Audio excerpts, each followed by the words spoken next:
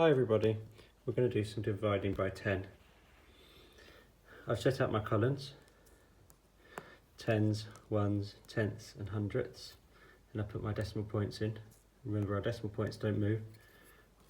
When we divide by 10, our number is getting smaller, so we're going to jump our digit one place to the right because we reduce to the right when we divide by 10. We know it's only one place because there's only one zero in 10. So I've got 30 divided by 10. Move my 0, jump that over to the tenths column. So 0 tenths.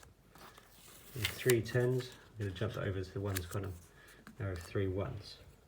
So 30 divided by 10 is 3. Then we have 4 ones. We're going to do 4 divided by 10. We're going to jump our 4 over to our tenths column. Remember, our decimal point stays the same. Now we've got a ones column with nothing in it. So we're going to say that there are no ones. So we're going to use as placeholder 0 as a placeholder. So 4 divided by 10 is 0.4. There are 4 tenths in there. And now we have 0.7. There are 0 ones, and there are 7 tenths.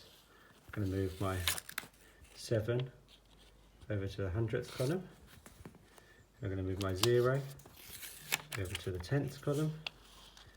And look again, there's nothing in the ones column. So I need to put 0 as a placeholder in there. 0 point, and then there's a 0 in the tenths column and a 0 in the hundredths column.